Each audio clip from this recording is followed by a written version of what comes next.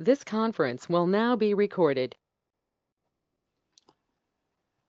Okay. Okay. Well, without further ado, we'll go down the list of people that needed time, and everybody can interject as they so please.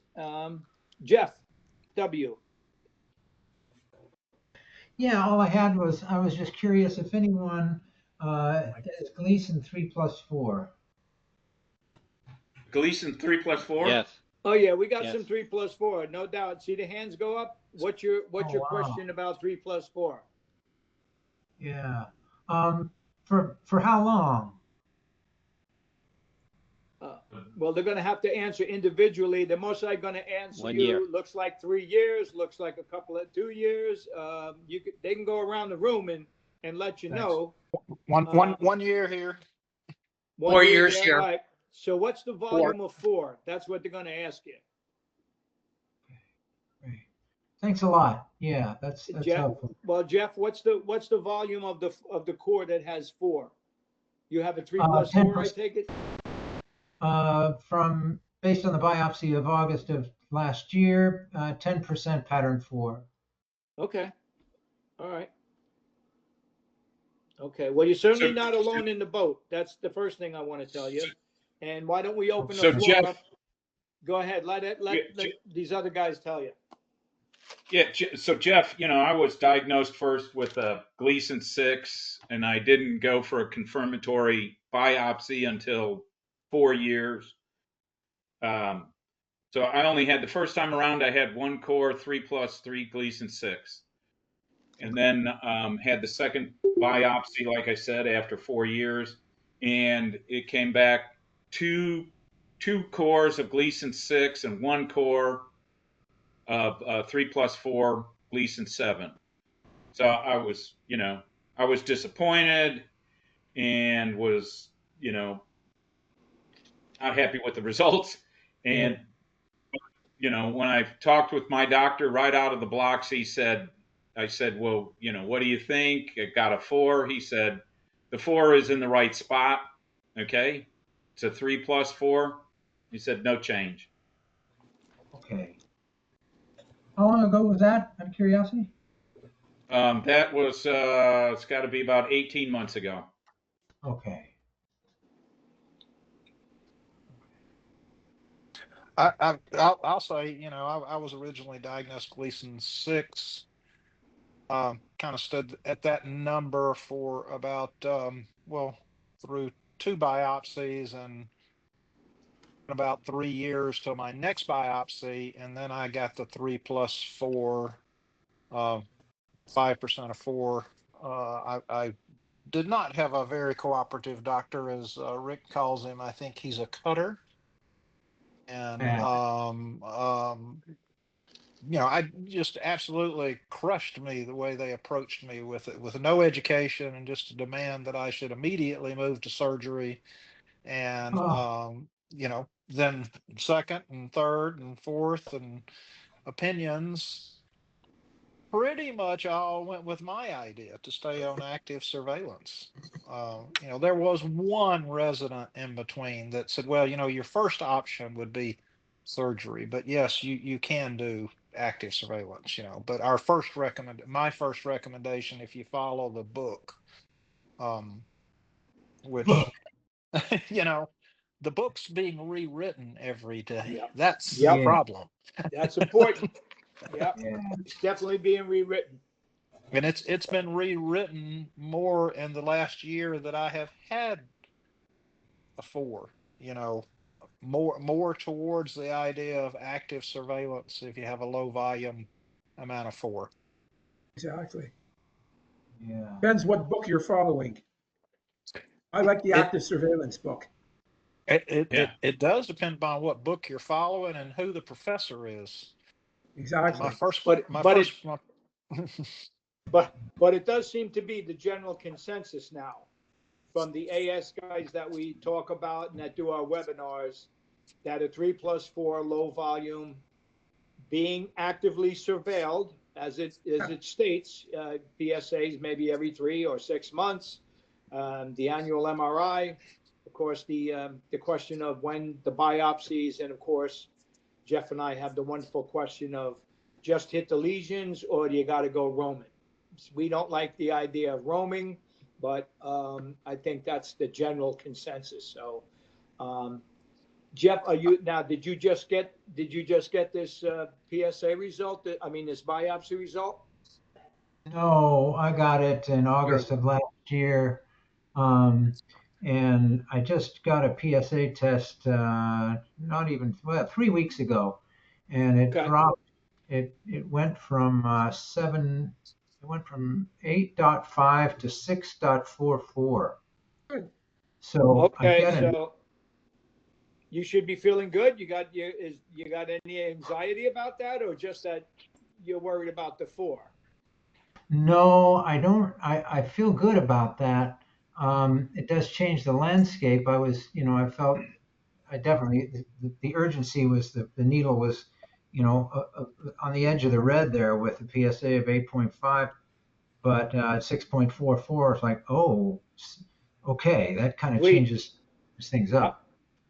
So Gary, Um, Gary, you had mentioned something which I'm not familiar with called, you said Roman. What does roaming mean?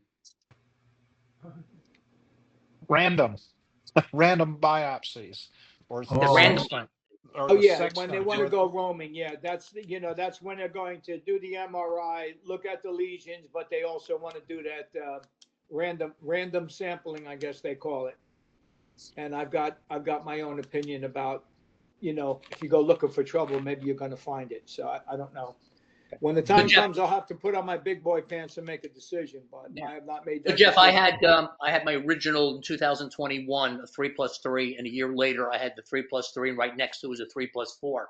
And then the following 2 years we had another, the same 3+4 was the same, but the core was a little bit more. But I'm being followed by a guy by the name of Sandro Punham at the University of Miami, who's supposedly a heavy active surveillance guy. And he said that it was really good news that the 3+4 didn't grow. And his experience, he said to me, if it doesn't change, I'm set for my next biopsy in July 10th.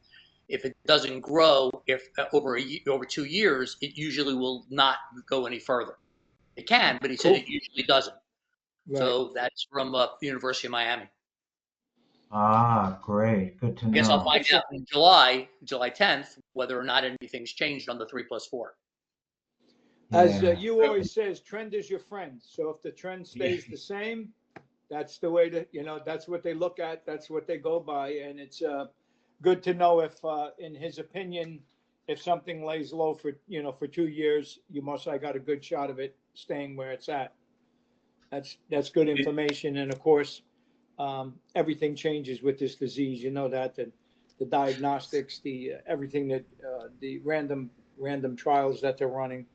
So the longer we can all hang out on AS, the hopefully forever, but the better off we would be if, in fact, we had to seek some type of treatment, which we don't talk about. Anything So else we Jeff, can help you with, Jeff? Uh, no, I mean my attitude is that the MRI comes in August. I'm really looking forward to that, and I'm really looking forward to seeing if the diet changes I've made uh, are reflected in the results. I'm terribly curious about that. All right, just real briefly, because we never pound the diet hard enough, but you made radical changes, or you're vegan now, or whatever?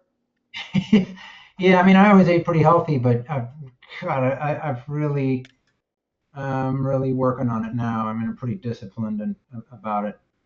Well, tell me So something about your diet, a little personal, but tell me, are you really proud of it, or does it piss you off that you have to be so no, stringent? no, Because I think that's everybody's laughing, but I think that's two ways of thinking of it. I would yeah. either be like, "Oh, this is the way to go," and really feel good about it, or I'd be. We're being recorded, aren't we? I would be. I would be a little upset every day going past the pizza parlor.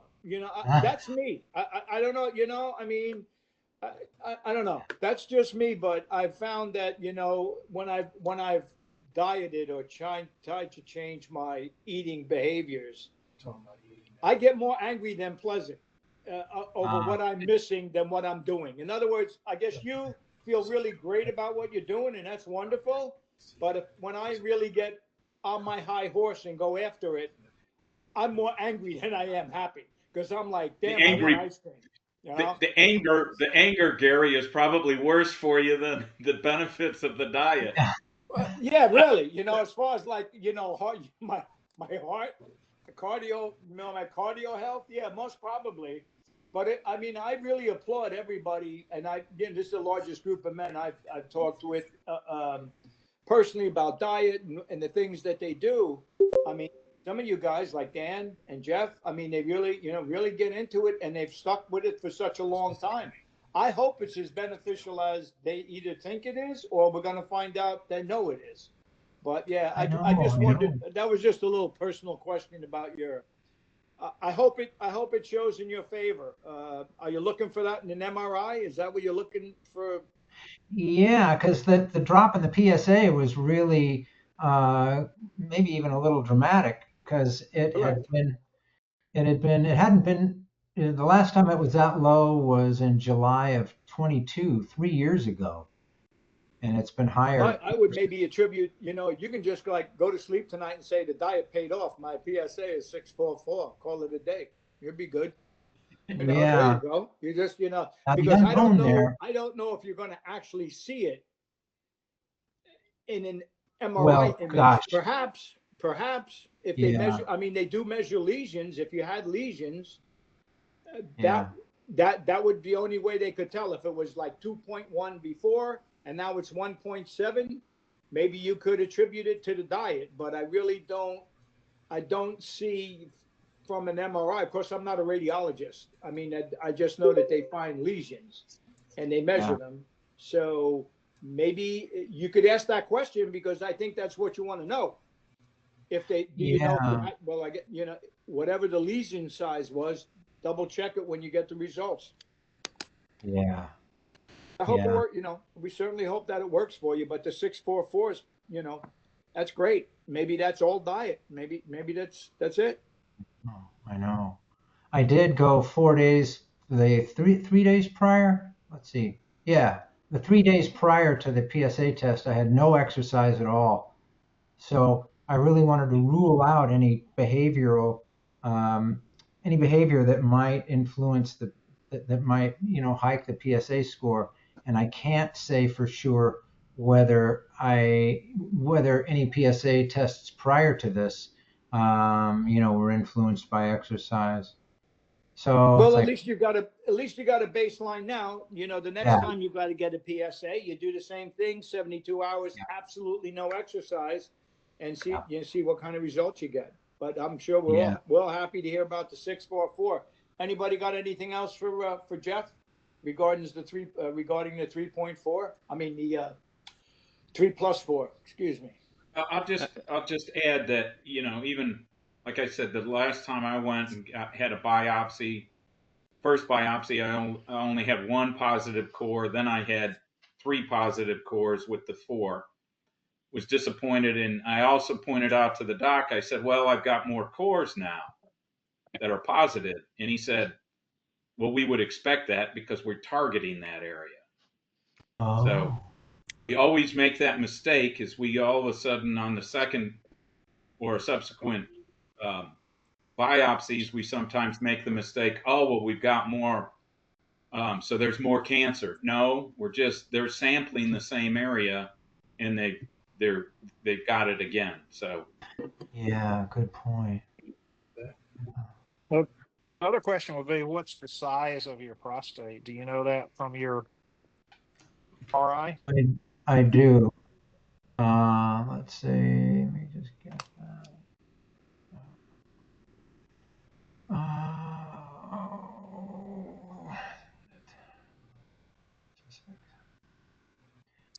Oh, 5.3 by 3.8 by 5.8 centimeters volume. Oh no, that's old. 5.8 by 4.5 by 3.9 volume 57.7 cc's. Although it's interesting, there's a website that will tell you what your PSA density is. It's a PSA density It's calculator. it's the kind of the round number is to take that milliliter or cc volume of the prostate and divide it back into your total PSA, which I forgot what you said, but I put 6.5 in because I knew it was 6 point something. And you want a PSA density, hopefully, I mean, it's not an absolute cutoff, but less than 0.15, I believe it is. And it looked like to me Yeah. yours is well beneath that. Yeah, it came in at 1.12. But what was interesting is that it also, based on the size of your prostate and your PSA, it also came up with a number for, oh God, what is it? What's your volume? What your PSA volume? If And you, based on the if you, MRI, my volume was 57.7 cc, but based on this whatever equation they're using, they came up with 53.3. So, or 53. So I don't know which number to believe now, but I, it's just, I don't think that's worth pondering a lot Yeah, about if yeah. those two numbers are that close. I had a second reading on my MRI last year, and two radiologists didn't agree on the size of my prostate, but only by a couple of cc's. It's not really, that's yeah, probably not worth. If it were 10, then I'd worry. yeah, 10 cc's different or 10 milliliters different. yeah, So that I know the formula you're talking about. I actually use a thing called Hippocrates.com, and you can go into that, and it gives you the opportunity to plug those three different numbers in and give you a volume, which I have a very yeah. large prostate. Mine's like 111. All right. Okay. Oh, you might be to the top of the list, Michael. I know that our friend Joe Mingrone in Canada, he's over 100. But yeah, you might be number one on that list. I I'm didn't not want to far get behind there. you, though. Thank you. I'm not far behind you. Derek, what do you got? How big is I was yours? just gonna, Oh no, this is being recorded. I can't say that. Hold it. I can't say. How many cc's is your prostate, buddy? I was going to ask if anybody else submitted their stool samples into that test that that doctor was doing where he was trying to correlate the gut biome to possible prostate cancer. I did. And did anybody else in this group? You know, I Tried to wanted get to in. do. I couldn't get in. I Oh, I really? thought I got in, but they didn't get back to me. Yeah, I same think with I me. said, I think I said yes, but they never got back to me. You'll have Okay. to Yeah, put I have that not web- heard any results. Yeah, you have to I have put not that heard any website results at up this again. point. Yeah, maybe you can put Yeah, that. they did mention they were having issues with the website initially, and then they tried to correct it or rectify it in the towards the end there. But there was also a link to another site where they asked about your diet, and then they came back and gave you a report regarding your diet, talking about whether you had a good diet or not. And I thought I had a pretty decent diet, but apparently I failed their report. So it'd be Well, I got news see. for you, Derek. If you failed their report, I wouldn't even get a report back. They'd just say, like, right on there, loser. And that's put it in the envelope. Well, That's no, the end of that. I eat pretty free willy here, Gary. So yeah, I don't restrict my diet much at all. And I'm a pancreatic cancer survivor on top of it, as well as multiple myeloma. Wow. That's a good thing. A I real fill, good I thing. fill those out, and I just get to I eat bacon, and they just stop me right there. That's it. They shut me down. You're done. You're done. Okay. All right. Anybody else? Okay. So, Jeff, you're good? Yeah, I'm good. Okay. Thanks, All right. everybody. Anybody else got anything for Jeff? Good. Okay. Well, let's moving on. Bruce, Dr. Bruce, you wanted a little time? Yeah, just one question. I had a virus on my computer. When is the hand cam low risk and moderate risk times? First, wait a minute. First, and that's men speaking freely. It's all available on the website. But I've got it. Where the hell is it? Okay. It's Mondays, I I think believe. it's Mondays. Right. High It's risk not is every week. first and third Mondays. First and third Mondays. Intermediate is Okay. the second and fourth Mondays. There you go. Low and I got intermediate yeah, group. men speaking freely. I got Men speaking freely. men speaking freely. I got. Okay. Okay. Low All right, intermediate. so Low and Yeah, I got it. intermediate is the second and fourth, and the high risk is the first and third Mondays. They're both Mondays. I got it. Thank you. All right. Okay. So I had that. So I questioned Rick had I don't know, maybe a couple weeks ago we were speaking about the MRI. So my last 3 MRIs did not show any changes on the MRI showing any physical changes. But we did the most recent last year. We did the MRI and we did the biopsy. There were 5 new lesions. All of them were 3+3s, but 3 MRIs didn't. They're called ghost MRIs or invisible MRIs. What are they called? Does anybody know? Invisible lesions. Is that what you're saying? Invisible lesions. So Yeah, is that common to have invisible lesions? Because I wound up having 5 new tumors in 3 different areas. They were all 3+3s, but now I have 7 lesions instead of 2 lesions. Did you have the MRIs done in a different facility? Was it done by different equipment? Okay, so the answer to your question, so so I had been using one particular facility for like 15 years because I have a history of prostatitis. So my cancer diagnosis was 2021 of May, and so I was using this particular company throughout. So in November of 23, the University of Miami, because they do research and stuff, asked me if I would use their machine because they have some sort of program in it that they're following. So I did that in November 23 and still just showed the 2 lesions, 3+4 and 3+3. And then in March of 24, it showed the, again, it only showed the 2 lesions, no signal changes. And then That was at the University of Miami. We're still at the University of Miami. Yeah, I'm still at the University of Miami under Sanjo Punham, Bruce Kava, and Rick Ritchie. And so then I said, you know what? This doesn't make sense because we did a biopsy in June of 24. It showed the 5 new lesions. So I asked in this last go round, which I did about 3 months ago, back to the original MRI center that I went to, and that also didn't show the 5 new tumors. It's just kind of a little weird. So Punham said Dr. Punham said that he doesn't really take much into the MRIs. The golden test is the biopsy. What does anybody feel about that? Well, definitely the biopsy trumps the MRI. Yeah, and statistically, the MRIs are not anywhere near 100%. No, I mean, don't get me wrong. Like you just said, the biopsy is the ultimate.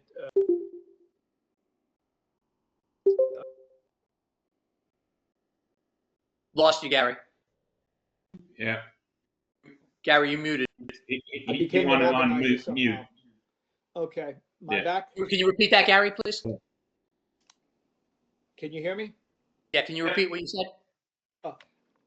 I think the accuracy of the MRI is nowhere near, the pathology of a biopsy. I don't know the statistics. What is it, I think about 70.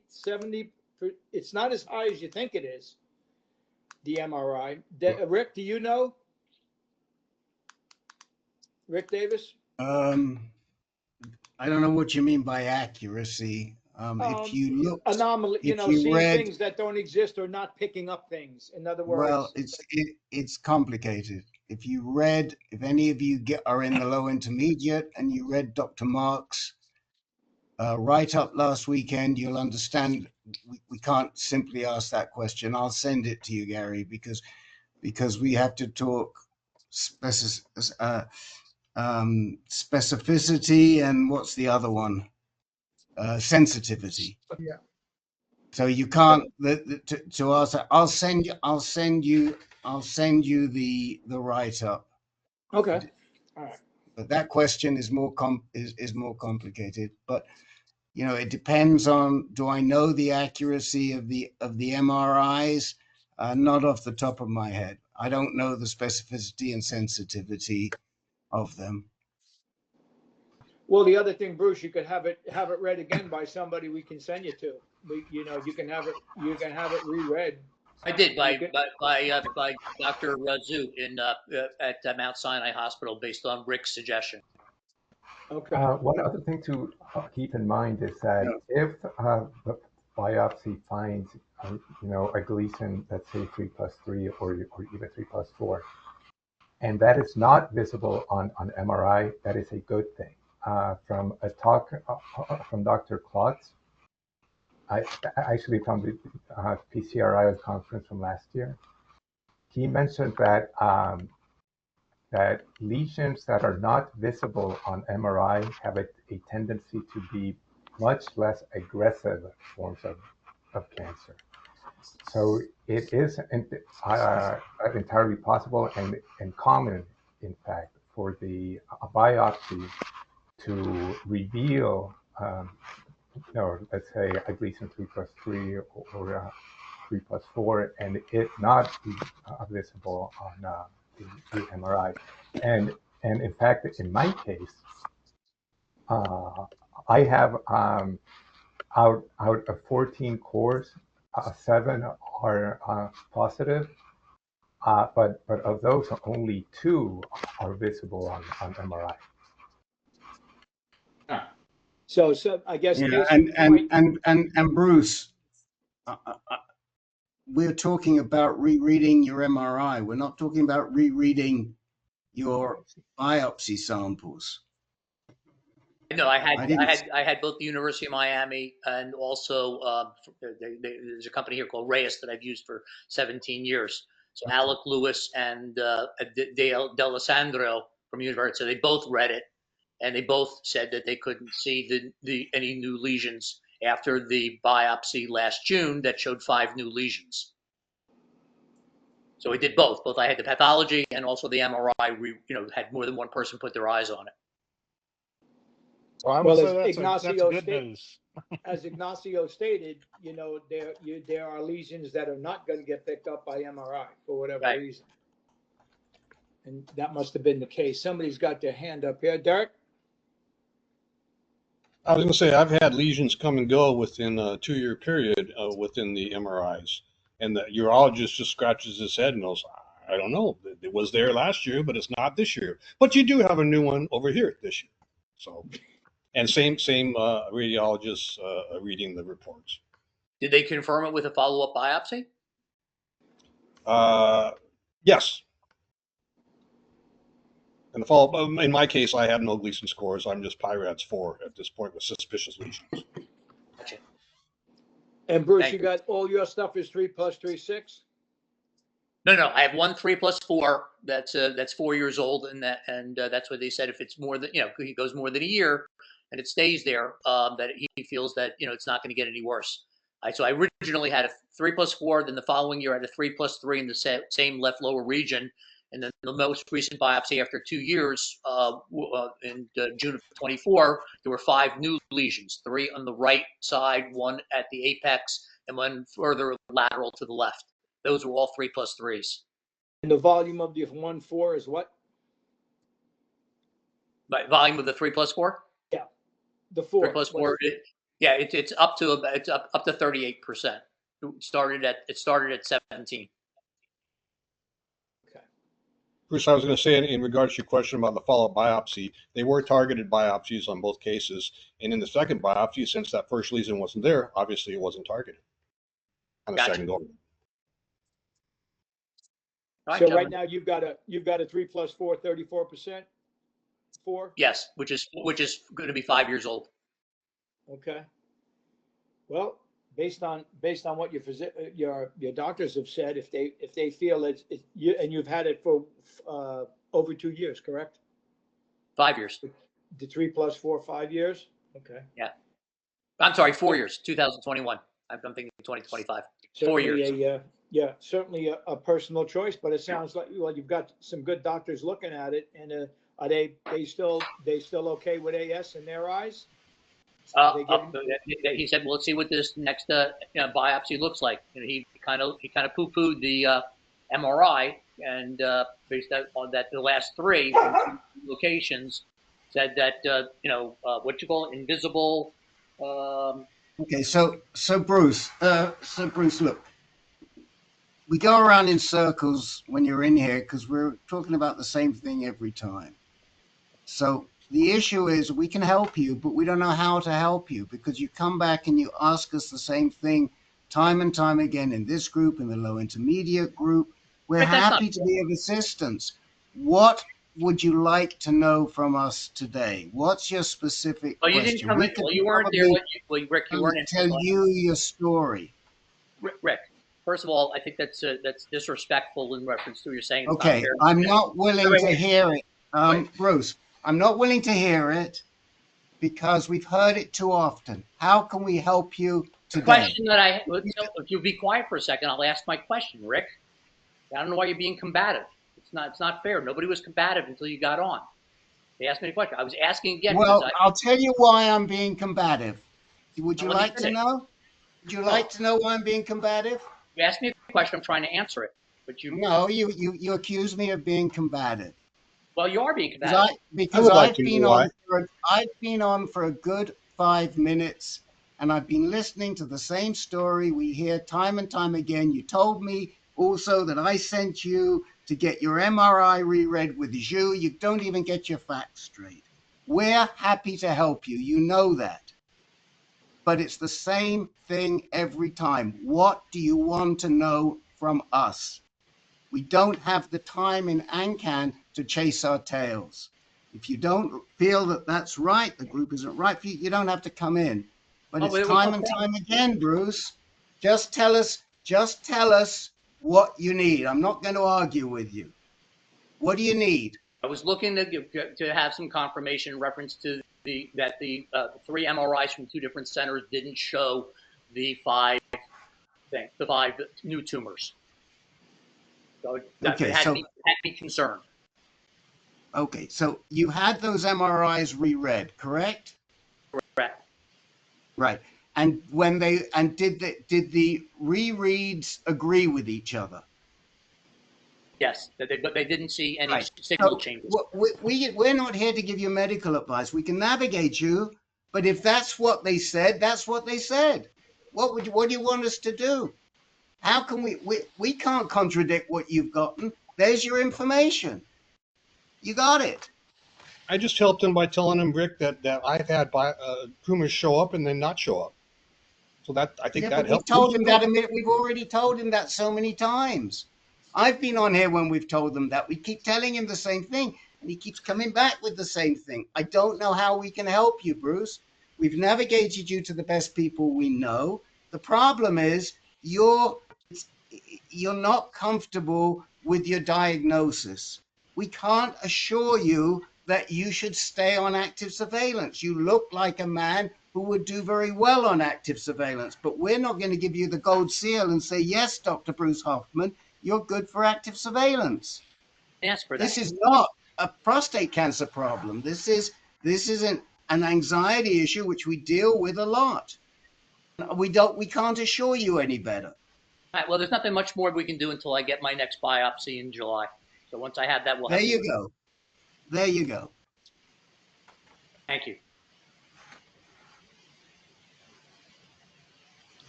Okay. Good, Gary. Yeah. Anybody have any questions for Dr. Hoffman? Anything about what the dialogue that was discussed? We're all good? All right. Ray, Yeah. you wanted some time? You're on mute right now, but go ahead.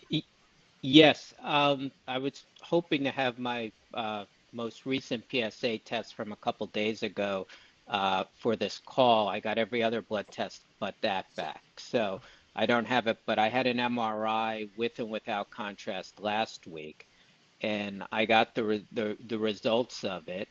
And in it, it said I only had my MRI a year ago before they did the biopsy. There was only one nodule, and they said in this one the nodule is unchanged. It's at the same facility, the same machine, but it was a different person who read it.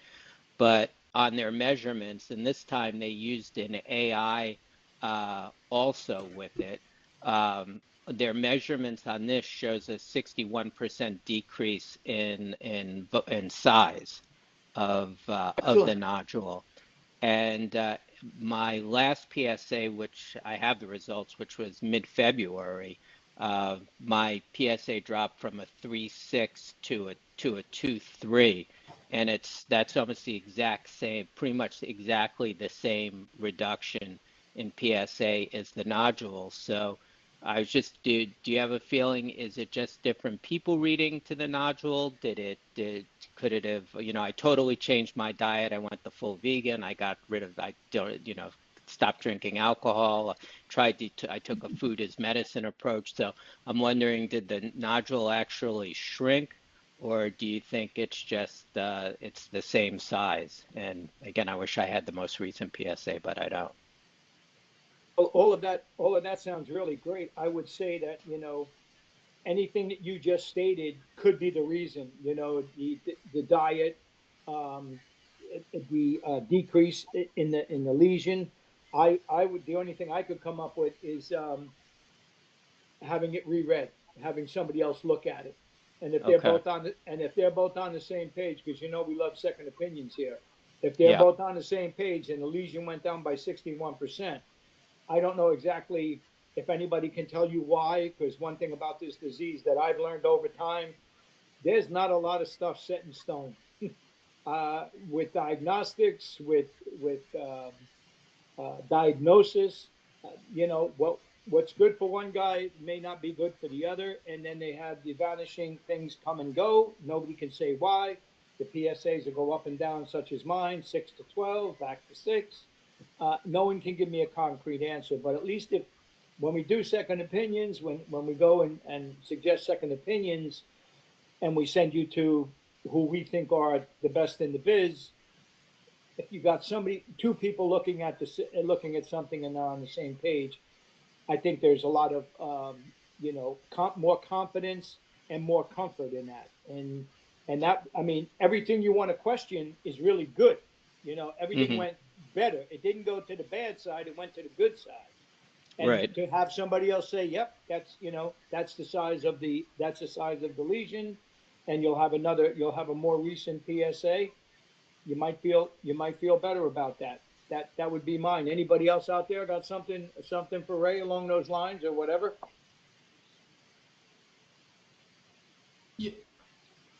Ray, Yeah. how long has it been that you changed your diet? When I was diagnosed, I started cutting down on the alcohol and cutting out pretty much meat, but was still eating a lot of chicken and fish.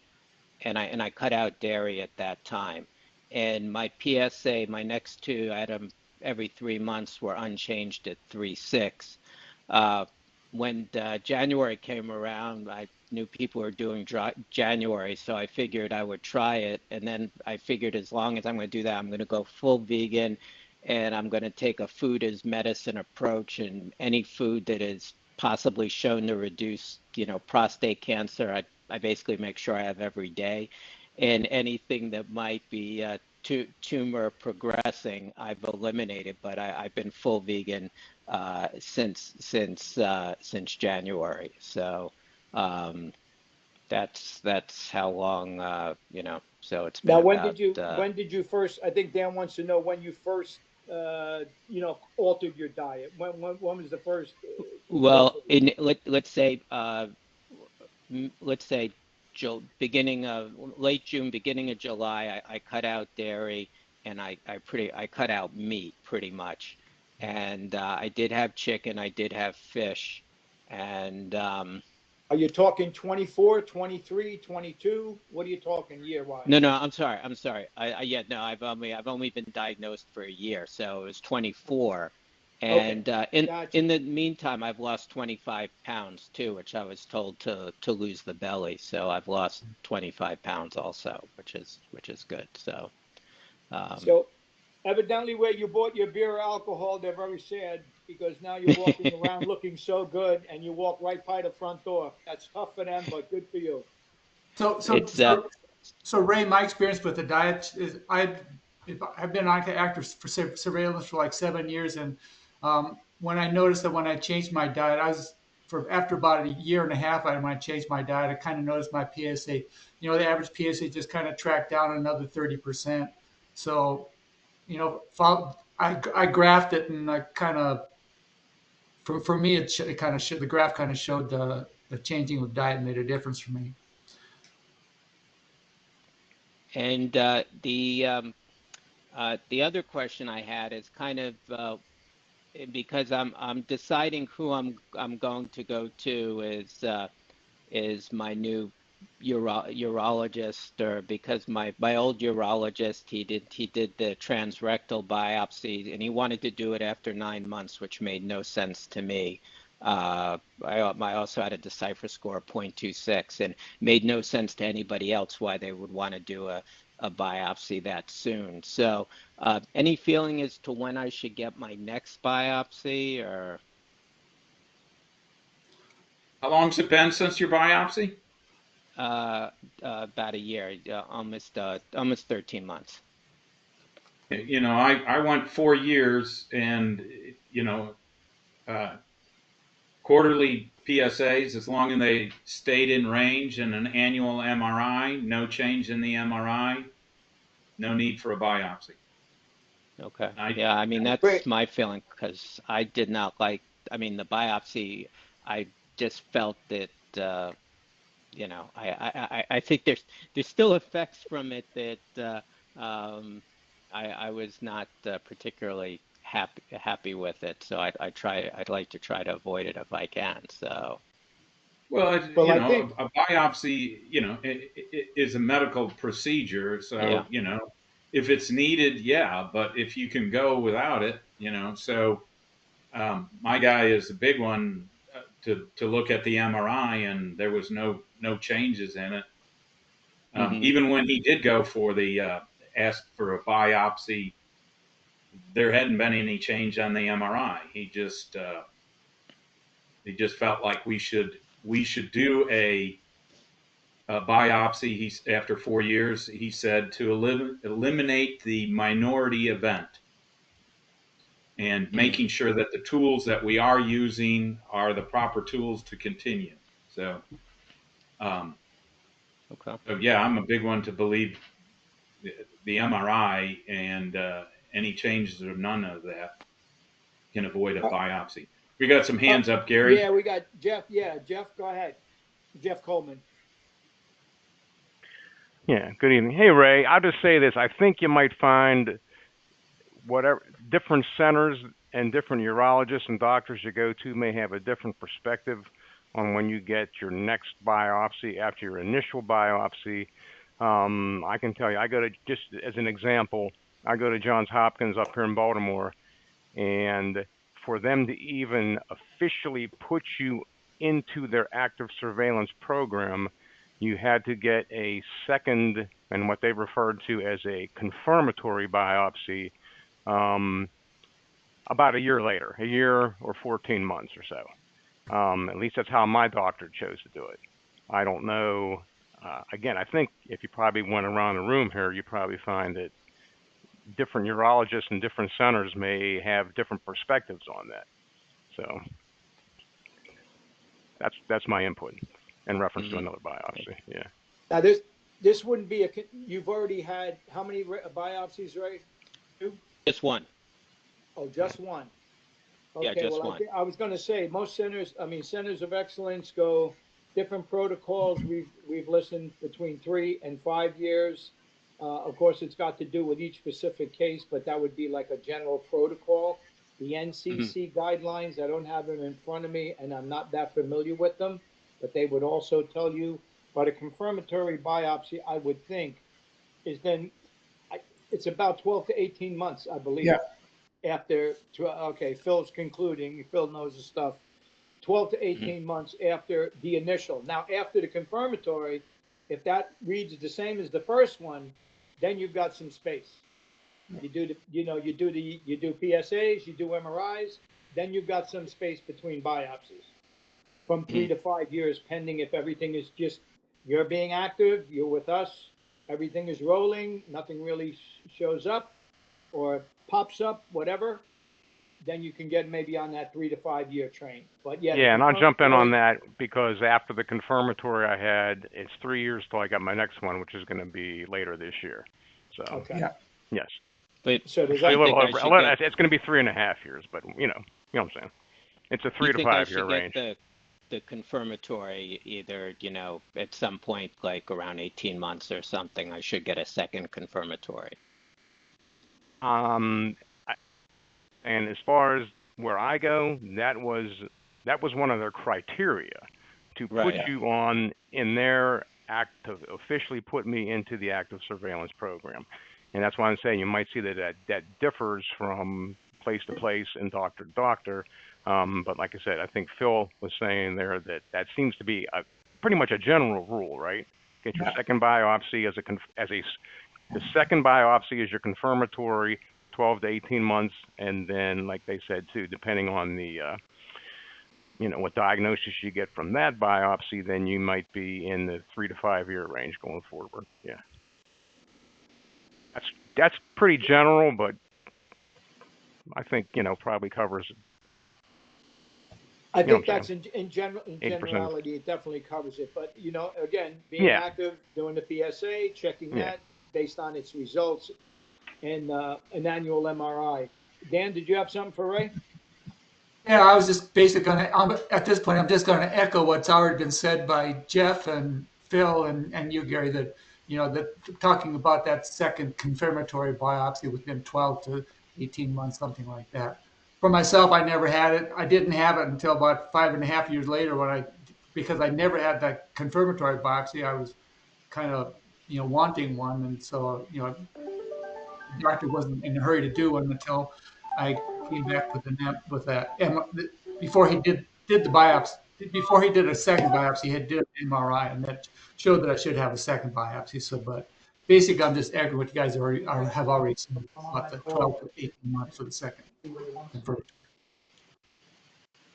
I think in your case, what your confirmatory biopsy was 5 years.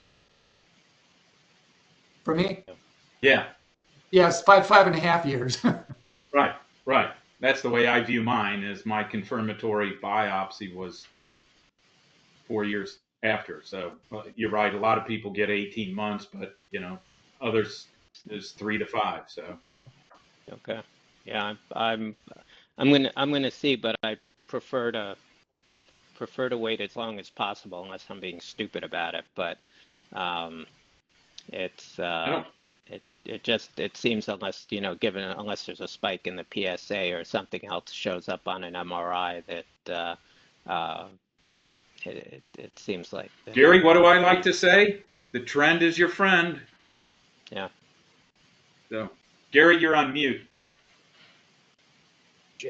Transrectal or transperineal, your one and only biopsy?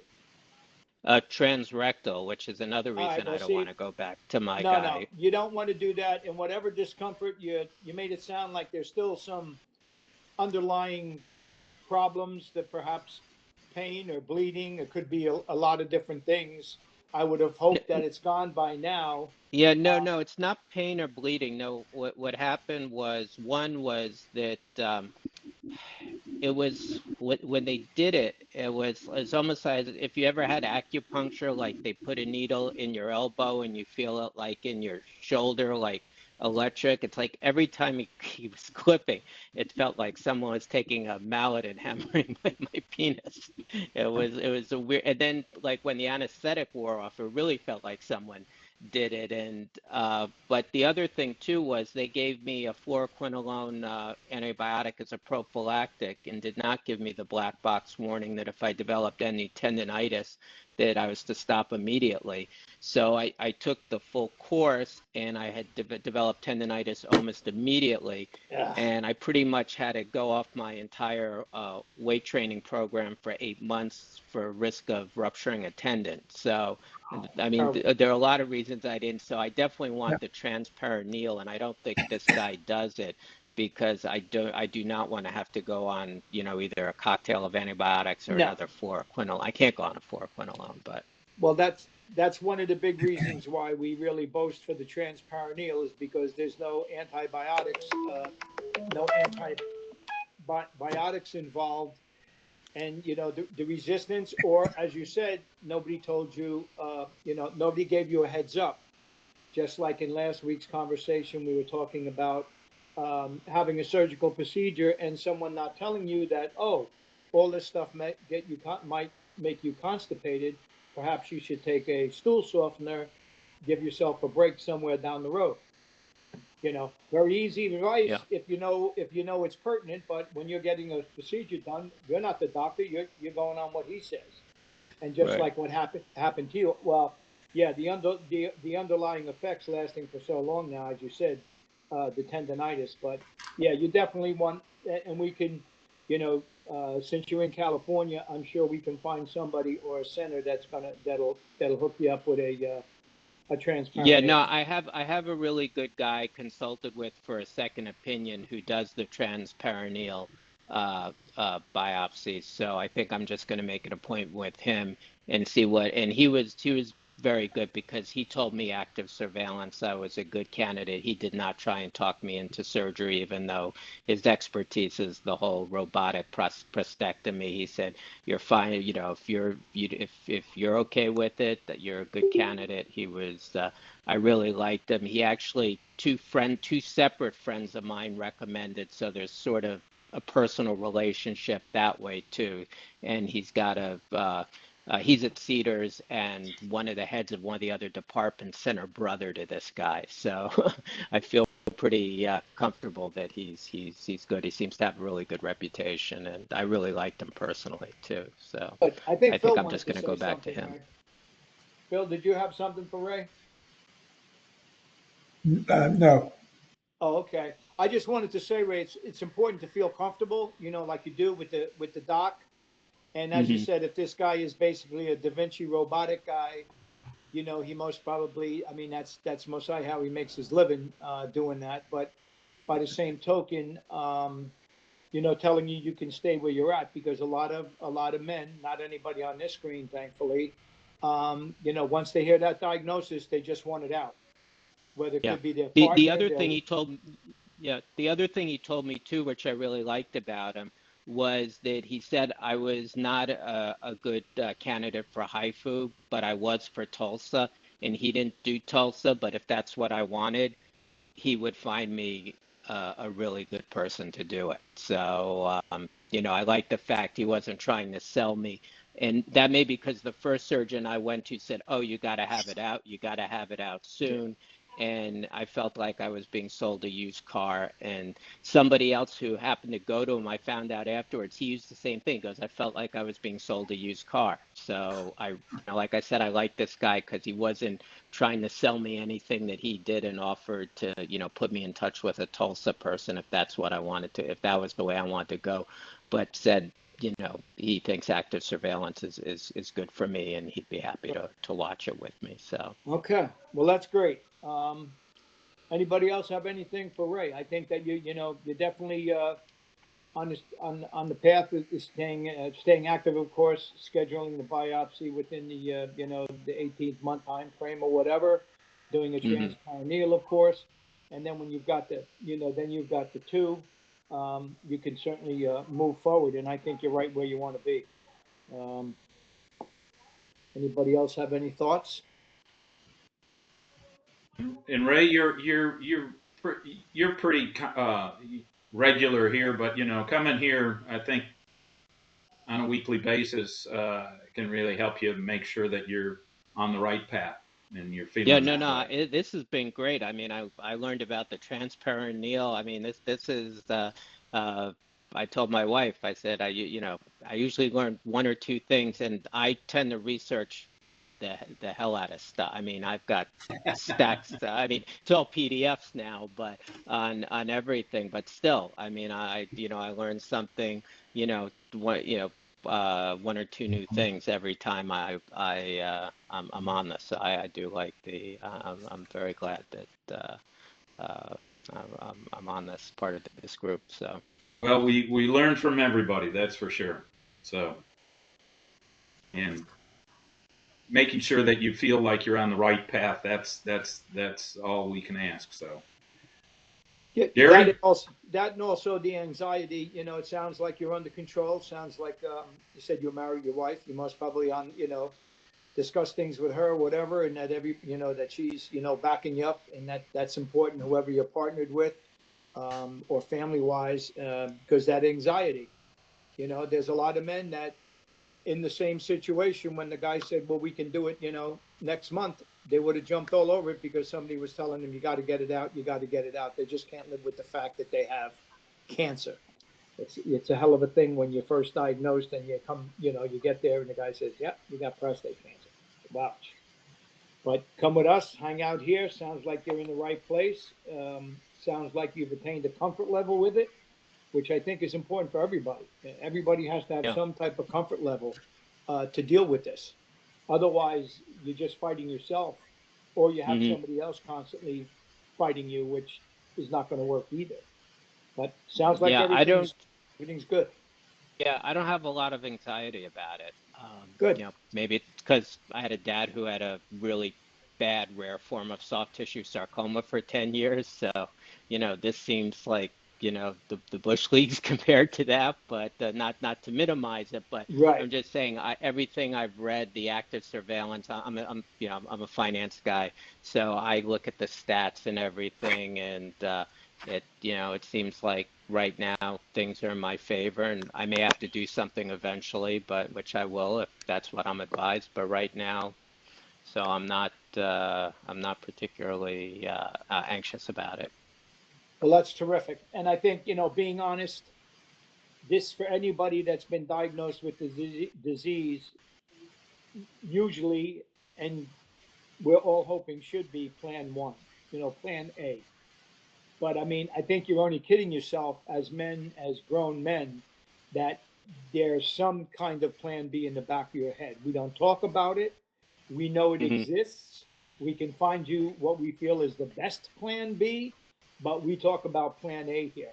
But as you said, being, studying on data and looking at things, you certainly got it under control. I know Derek wanted to say something. Go ahead, Derek.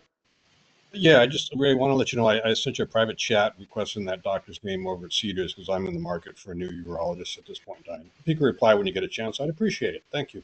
Oh, yeah, okay, so Take your time, no rush. is gonna go, okay, I got it here, so let me, I'll do it, yeah, I can reply to it, so. All right, well, you replied to that. Derek, he'll send you Yeah. the new guy's name. All right, anyone that asked for time has been addressed. Anybody else have anything they'd like to add or comment about? I know, Phil, you wanted to say something. Yeah, so I got back from vacation. I have my semi-annual PSA.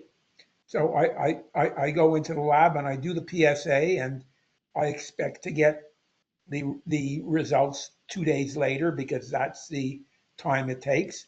So I go onto the website, and lo and behold, there's nothing there, but um, it says one or more results are not available to you. You have to speak to your physician.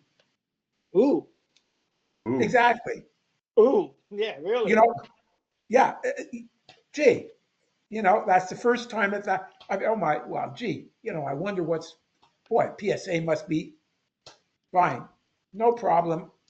I'll just wait. So Tuesday morning, I go to my appointment with my urologist, and lo and behold, he doesn't have the results either. Really? I march back to the lab and I say, okay, I was here. What's the story? So apparently the story is they screwed up on my health card and they miskeyed it. And so they've got the results. They just weren't able to put it into my slot. So I ended up speaking to them. The PSA was fine. It's exactly what it should be. And they've given me but like you talk about anxiety. Oh, yeah. Oh, yeah. It's just, I don't think when I spoke to them, I said, look, I don't think you really understand what that does. Right. Yeah. You want to sit there and say, okay, look, I pay you so that I don't have anxiety. Now Exactly. I have anxiety. Now you pay me. Yeah. Yeah, I can imagine. Yeah, you need to talk to your physician, and then he doesn't know what's going on. That's like a double whammy, you know. That's one thing. Yeah. And what would go through your head, just like we talk about. I mean, anybody, you know, when you schedule, you know, when you know you got to go for a PSA, and you know you got to do an MRI, or the wonderful sitting in the tube, getting all nervous and jerky for me, or going for a biopsy, even if you've been through it before. Exactly. The anxiety level goes up. It's only natural, especially Yeah. in a disease that has the ability to progress. We all hope that it doesn't, but we all are smart enough, intelligent enough, and have listened enough to know that things can change. So all of those factors, you know, lead to the big A, the big anxiety. And then to have something like that, oh, you got to go talk to the doctor, and then the doctor don't know what the hell's going on. Yeah, that must have been lovely. Very good. Yeah, But and glad that I'd add to that, Phil, that it's really good that you spoke up to the doctor, because the doctors have to understand that active surveillance is a very anxious process. Yeah. And I'm not sure a lot of urologists really appreciate that. They look at active surveillance very much like, certainly, as Howard has said, I might have done a long time ago. And it's only through advocates like us that we can make them understand that they can't mess us around. They can't jerk us around. I mean, to be honest, if that urologist of yours didn't have the results, he should have called you up and told you not to bother to come in. Yeah. And it's not right. And unless we stand up and tell them, and they don't want to hear it, but if we stand up and tell them, and it happens a couple of times, then they take notice, they pay attention. Yeah. Yeah. No, when I go back for my appointment, I'm not sure it's the urologist as much as it's his staff. But the thing is, if the staff knows that there's no, you know, there's no point in going in if you haven't got a PSA to discuss. So, hello, you're right. Exactly. Phil, did you do other blood panels, like a complete blood count? You know. No, that was just a PSA. Okay, because I was thinking maybe give them the benefit of the doubt if they did a CBC and a few other things that they wanted to bring you in, tell you that was all good, and just say, you know, we didn't have a PS. But if that's all, yeah, you wasted your time. Yeah, but I have to say, in the approximately 18 years that I've been on active surveillance, that's the first time that's ever happened. Well, hopefully the first and the last. Exactly. Yeah, exactly. Hopefully the first and the last. You know, I'm at MD Anderson here, and when I go for a blood test, a PSA, I mean it's a cattle call, that the way they funnel us through. But it's so fast, and I get my results. You know, if I fiddle farted around in the parking garage, I could just about have the results before I get out of the parking garage. It's just incredible how fast they. Yeah, I hope they're doing it. I hope they're doing them right. Last time to Mayo, I was in the tube, I believe, at 7, and I was reading the results at 8 a.m. Wow. And then I had an appointment with him at 2, and we discussed it. PSA, Yeah. like you, I could go for a PSA drug, walk to the cafeteria, have a cup of coffee, and I'm not going to say a piece of cake because that wouldn't be good. I'd have coffee and something, and have the results by the time I'm done with my coffee. Yeah, that's great. But that's a high dollar facility, I guess, that they don't play around, and evidently they have a very good system, and it works. Well, anybody else have anything this evening, or else I guess, gentlemen, we could call it an early night. Okay. All right. Well, we'll get credit for the times we go over. Exactly. Yeah, really. You know, it's normally a half over. This is about 20 under, 15 under. So, okay. Thank you, gentlemen. I appreciate your input. Everybody you're more than welcome. Derek, you got the name? Everybody. Yes, I did. Thank you, Ray. Good point. If anybody wants to download the chat, now is the time to do it. Oh, yes, yeah, because we found out that people weren't able to grab it. So, you I don't know if gonna it- hang around a little bit, Phil? Yeah, let's hang around. I'm going to take us off of. We'll finish the recording here, and moderators can stick around. Thanks, Okay. all. Good night, See you gentlemen. next Good to week. see everybody. Take care. Be Good night. safe.